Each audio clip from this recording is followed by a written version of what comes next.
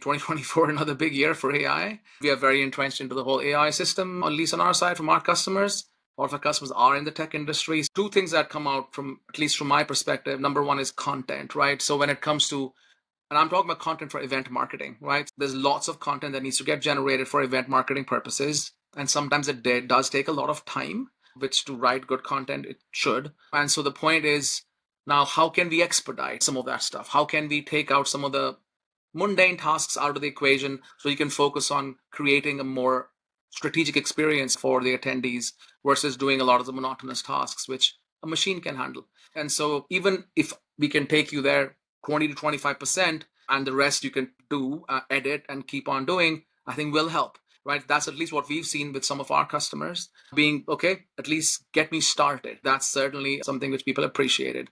I think the next thing for me was the networking aspect. So when we go, for example, we were talking earlier, you go into the event app, you're seeing pictures of people in there, in some cases, not even a picture. So like, we are human beings. We want to look at each other before me to go and say hi to someone. And there's a concept of hello world, which is like short video, less than a minute. Hi, my name's Ike. I'm going to be at this event and I'm really looking forward to connecting with people around AI in B2B marketing. If you're interested in some of those things, we'd love to meet up. Something to that extent. And first, when we introduced some of these things to some of our customers, they were apprehensive. They're like, I'm not sure if they're going to do video or not. But then we saw it depends on the community. So there was an event that we did where we had about 5,000 people, but mostly academic, was an education industry focused event. And most of the people were in that 40 to 60 age group, right? So in some cases, you might think like they didn't grow up on TikTok or Insta. So I don't know. But no, they were amazing. They really went all for it. And then on the other side of the spectrum, we had an event for Microsoft in which it was interns, right? And so one of them came up with an idea of making it a little talent show. So like in 1 minute, show us a talent. And that was the icebreaker to get to know other people. It was just brilliant in terms of how much engagement happened. People like, yeah, I so want to meet you when I'm there because I love what you just did. So I think it's just small things of that kind, which just break the ice. And then people are like more open to being like, hey, I would love to talk to you, maybe have a quick video call and love to actually get a coffee when we're at the event. Anything similar, like in terms of AI or other tools, that technology that you've used for your event marketing purposes? We have our own event, an event for event marketers called Activate, which we run twice a year. That event creates a lot of content.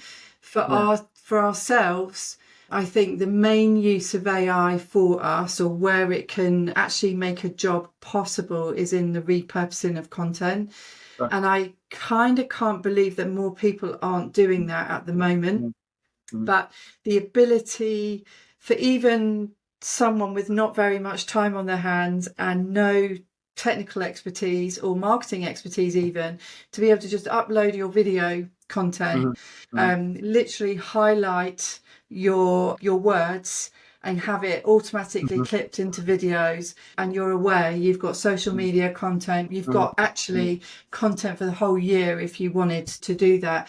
I can't believe that in-person events aren't making more of that, because they've got all this content on at their events and ghosting attendees when actually they've got beautiful content. I don't really advocate putting all your content into YouTube videos without any cuts or just chucking it onto YouTube and expecting people to go there. But in terms of delivering value and keeping your brand alive and all of that kind of stuff, that to me is about one of the easiest wins.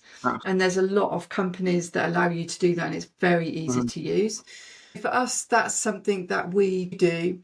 Other areas would be maybe like putting your kind of bios and speaker stuff together. For us, we're a small event. We don't have many speakers, so it's not a very onerous task. But I know that a lot of our customers who might have hundreds of speakers will be using AI to try and just take so much of the legwork and the manual work out of that. But importantly, like you said at the beginning, it'll get you 25% of the way there, but it needs a human eye, needs attention to detail.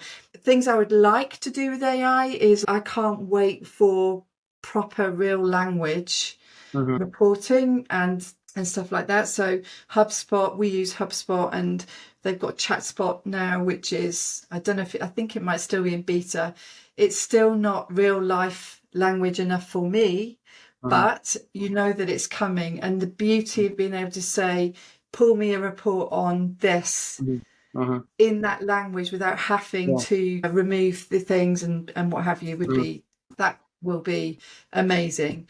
And I think that type of thing is, in terms of our product, because we're an event tech company, we've tried to stay away from quick adding AI things that aren't really adding any value. I cannot agree more.